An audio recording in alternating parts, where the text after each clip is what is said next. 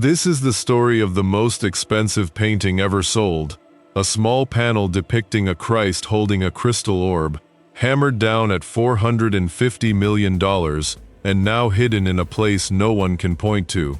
It is also the story of why this painting has been linked to a Vatican secret, and of what the documents reveal when someone bothers to look at them closely. It is called Salvator Mundi, meaning the savior of the world, and its attribution to Leonardo da Vinci has dragged along one of the longest feuds in art history. For nearly 150 years, this painting vanished from every known record, and when it finally resurfaced, layers of overpaint had left it unrecognizable. In 1958, an auction dispatched it for £45, as if it were just another copy. 47 years later, two dealers rescued it for $1,175, and in 2017, it reached a figure that left the entire market breathless.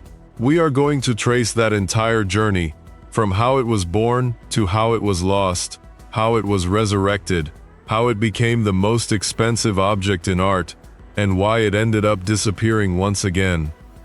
It is worth starting with the physical object, because its small size comes as a surprise.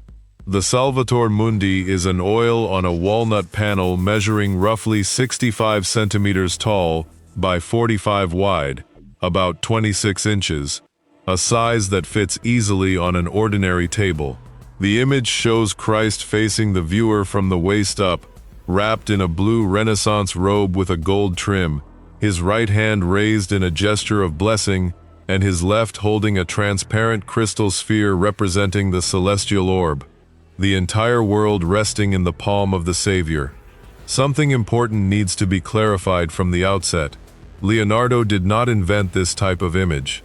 The composition has its roots in the Byzantine Christ Pantocrator and was developed above all by Flemish and Northern European painters, people like Jan van Eyck, Hans Memling, Robert Campin, Rogier van der Weyden, and Albrecht Dürer, long before the formula became fashionable in Italy.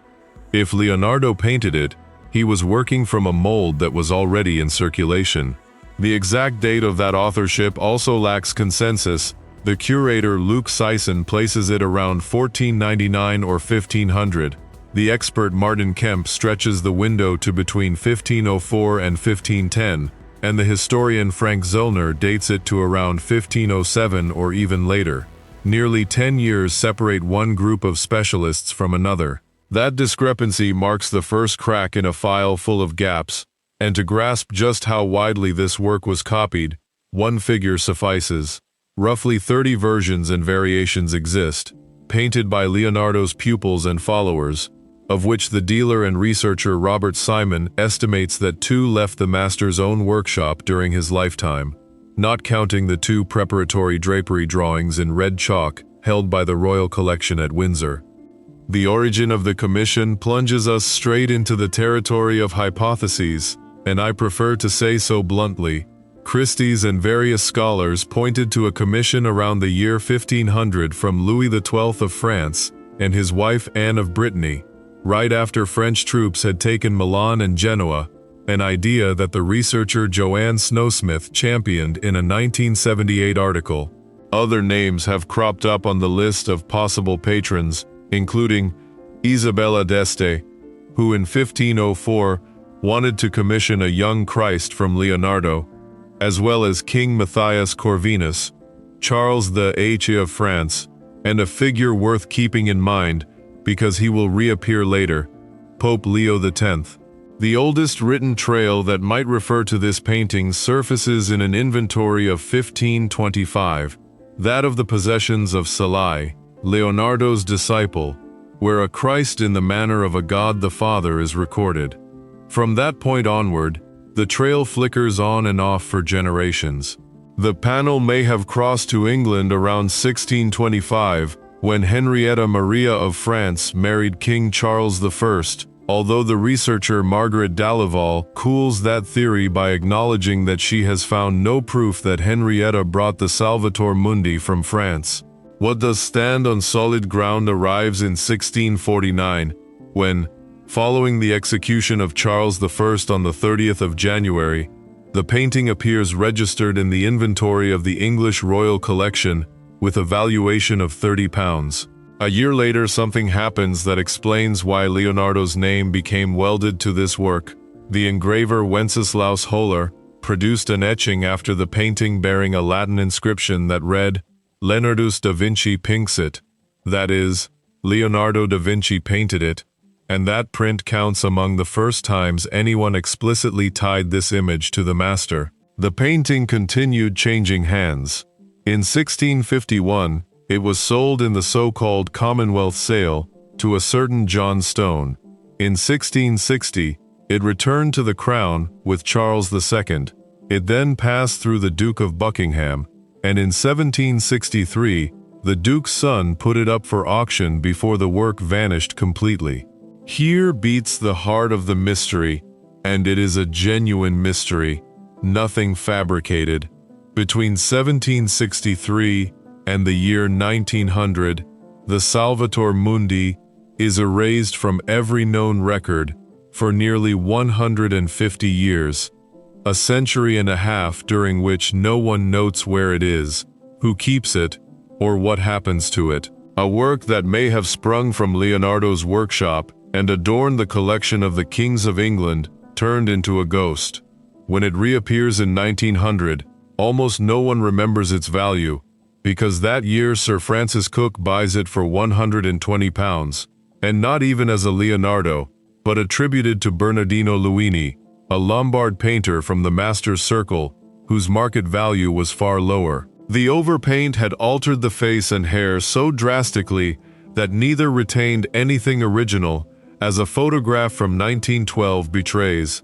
A face that Martin Kemp went so far as to compare to that of a drugged-out hippie. The absolute low point arrives in 1958, when the Cook collection is dispersed and Sotheby's London hammers the panel down for £45, sold as the work of a follower of Leonardo and then attributed to Boltraffio. £45 for a painting that 6 decades later would brush up against $450 million, and that contrast captures the essence of the entire story. The turning point is revealed in 2005, and in a setting no one would ever connect with Leonardo da Vinci, the city of New Orleans. At the St. Charles Gallery that year, the estate of a businessman named Basil Clovis Hendry was being auctioned, and among the lots was number 664, described as, after Leonardo da Vinci, Christ Salvator Mundi. 2 dealers, Robert Simon and Alexander Parrish, took it home for $1,175 because they sensed that beneath those layers of overpaint, something far greater lay sleeping. And that is when one of the decisive figures of the tale enters, the restorer, Diane Modestini. The panel landed in the specialist's hands in a dreadful state, blackened, overpainted, and with warped wood, and in the middle of the process a dramatic episode occurred, because when the conservator Monica Griesbach removed a worm-eaten auxiliary panel that had been glued to the back, the painting cracked into 7 pieces that had to be reassembled with adhesive and wood slivers before restoration could even begin. Modestini devoted several years to the work, roughly between 2006 and 2011, and she recounts the precise moment she became convinced she had a genuine Leonardo before her. She discovered a pentimento, that is, a correction by the painter, a thumb that had been shifted and reworked, together with lips rendered without a contour line, and with color transitions she described as perfect, going so far as to state that no other artist could have achieved that.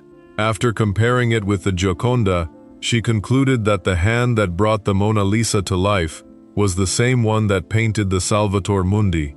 That conviction on the restorer's part would become one of the most contested flanks of the entire affair, because some argued that the intervention was so extensive that the current painting is partly a creation of Modestini herself, and the historian Frank Zollner drove the point home by describing it as partly a masterpiece by Diane Modestini, almost a contemporary piece.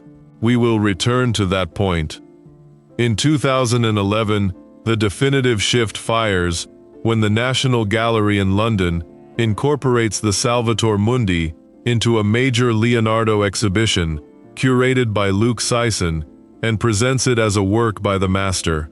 For one of the most respected museums on the planet to hang it with the label Leonardo amounts, in practice, to a colossal seal of approval. The following year, the painting traveled on loan to the Dallas Museum of Art, which tried to raise close to $100 million to keep it, and failed. The money chapter begins in 2013, and it arrives entangled with scandal, because that year the Swiss dealer Yves Bouvier purchased the work for $80 million in a transaction brokered by Sotheby's, which pocketed $3 million, and almost immediately resold it to the Russian billionaire Dmitry Rybolovlev for $127.5 million. The markup came to $47.5 million in a single lightning-fast resale, and that figure lit the fuse of what would become known as the Bouvier Affair, a lawsuit that ended up splashing across courts around the world. We now arrive at the night that elevated it to legend, November 15, 2017, in the Christie's sales room in New York.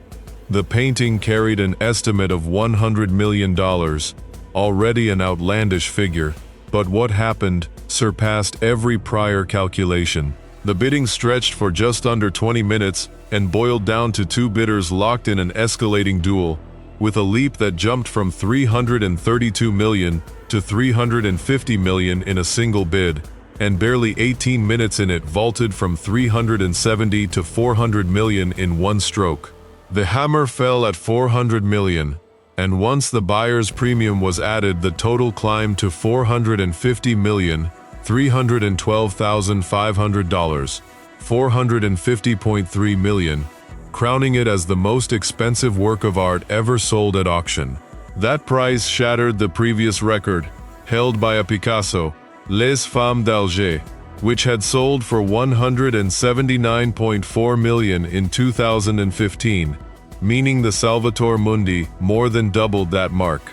The buyer's identity remained shrouded in mystery for weeks, until in December 2017, the New York Times, in a report by David Kirkpatrick, pointed to a Saudi prince, Badr bin Abdullah Al Saud, although that same report and additional information from the Wall Street Journal clarified that Badr was not buying for himself, but acting as an intermediary, a frontman, for the Crown Prince of Saudi Arabia, Mohammed bin Salman. The painting had a new owner, and that owner was about to make it disappear once more. After the auction, it was announced that the Salvator Mundi would be displayed at the Louvre Abu Dhabi with a set date, September 18, 2018, and without clear explanation, that unveiling was cancelled or postponed with no new timetable, leaving the slot empty. Here begins the strangest stretch of all, because since 2017, the work has not been shown in public again, and its whereabouts have once more become an enigma, this time fueled by quite specific theories. In June 2019, outlets including ArtNet and Bloomberg reported that the painting was sailing aboard the Serene, Mohammed bin Salman's yacht, a vessel 134 meters long that Bloomberg placed in the Red Sea off Sharm el-Sheikh, meaning a possible Leonardo, perhaps the last one in private hands, was riding the waves inside a yacht. The versions kept shifting. Toward the end of 2020, it was said the painting had been taken off the vessel and moved to a secret location in Saudi Arabia, awaiting a museum in the Al Ula Cultural Complex, and in August 2024, a BBC report by Jonathan Rugman suggested it was resting in a warehouse in Geneva. In that same piece, Bernard Heikel, a Princeton professor and acquaintance of Mohammed bin Salman, relayed the prince's words, that he yearned to build an enormous museum in Riyadh and was looking for an anchor piece capable of drawing crowds the way the Mona Lisa does, while in November 2024 other sources hinted that the final destination would be a museum within the Grand King Salman Park project in Riyadh. ready in time for Expo 2030. The most honest fact of all still stands. Saudi Arabia has never officially confirmed that it possesses the painting, so the yacht, Geneva, and the Riyadh Museum coexist as unverified reports that have been stepping on one another, and the only absolute certainty is this. Right now, the public cannot see the Salvator Mundi, and no one can pinpoint its hiding place with confidence. All of this flows into the question that runs through the entire story from top to bottom, whether those $450 million were paid for a Leonardo or for a work that may not have come entirely from his hand. The attribution remains genuinely contested, and not in some minor skirmish, because in the defender's trench stand Luc Sisson, who hung it in the National Gallery, alongside Martin Kemp and the restorer Diane Modestini herself. Facing them wait skeptics of considerable stature, starting with Carmen Baumbach of the Metropolitan Museum in New York, who assigns it chiefly to Leonardo's workshop and assistants, followed by Frank Zollner, who bets on a probable pupil with the master's intervention, and joined by Matthew Landrus of Oxford, Jacques Franck, and the critic Jerry Saltz, all of them with well-articulated reservations. The episode that best crystallizes that tension erupted at the Louvre in Paris in 2019, when the museum was preparing a major Leonardo show and had examined the painting with scientific rigor. The expectation would have been to make it the absolute star, and yet it did not appear, its place taken instead by another version, the so-called Gannet version, attributed to the workshop. The explanations split into two accounts that do not fit together.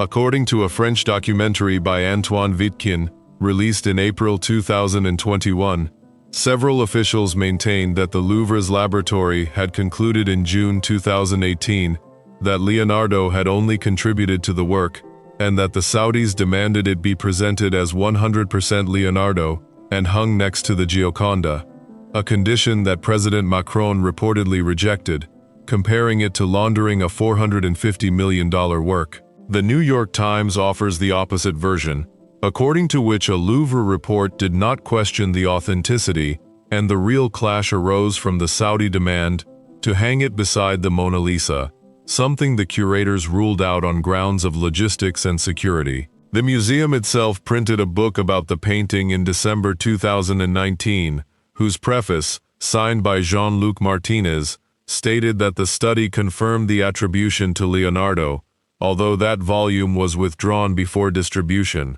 and in the insurance documents, the piece is listed as attributed to Leonardo rather than as his undisputed work.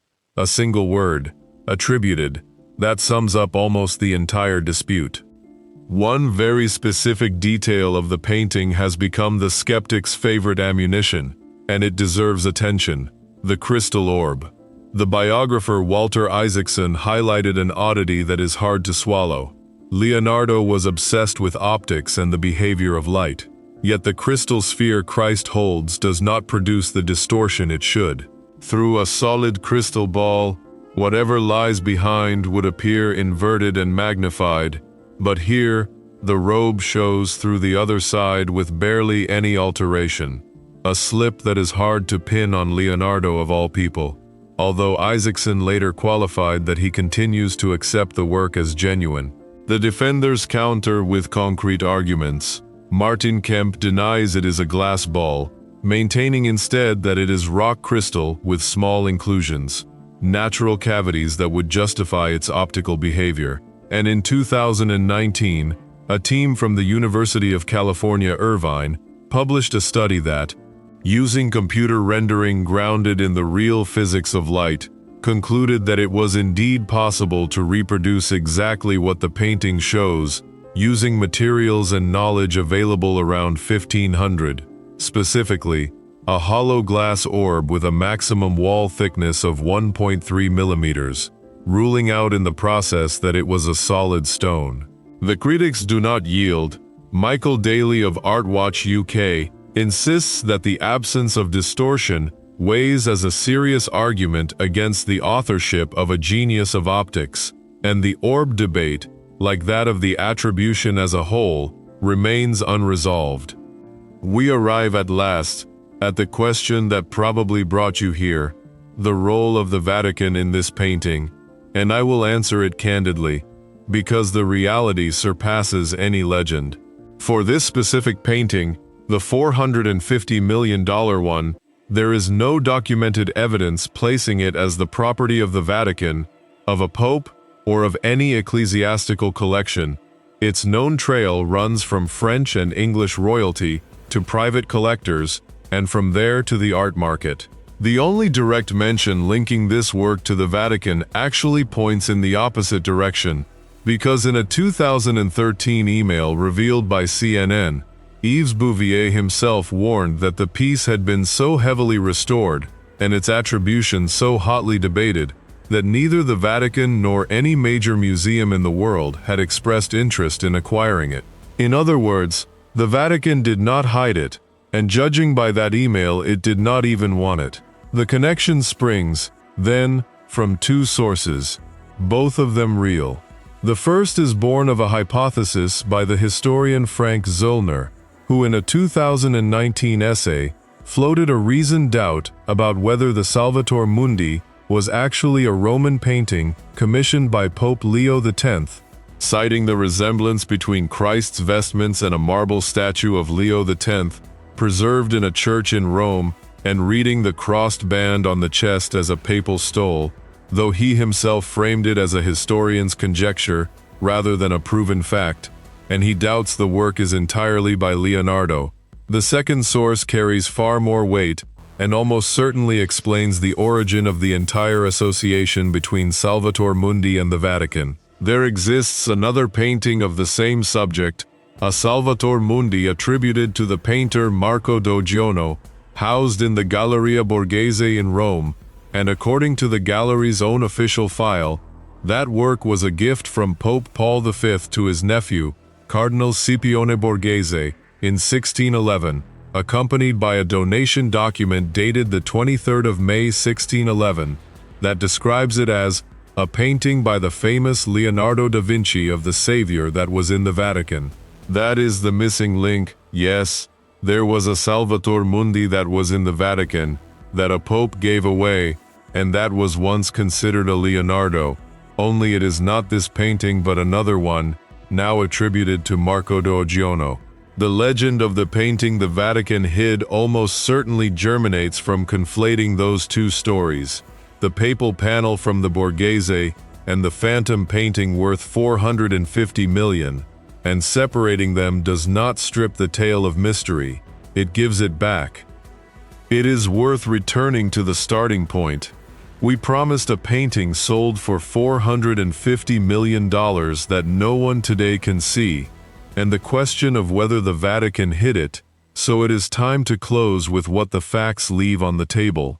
The Salvator Mundi is a small panel of a Christ with a crystal orb, attributed to Leonardo da Vinci in a dispute no one has yet settled, lost for nearly 150 years, resurfaced beyond recognition, sold off for £45 in 1958, repurchased for $1,175 in 2005, and elevated in 2017 to the most expensive work ever auctioned.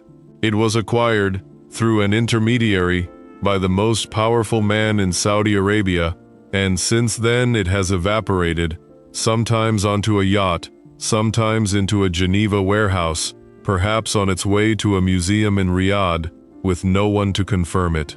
The Vatican did not hide it, but centuries ago there did exist a savior of the world that a pope owned, that a pope gave away, and that was believed to be by Leonardo. So the truth, as it usually does, turned out to be a story different from the legend, and even harder to believe.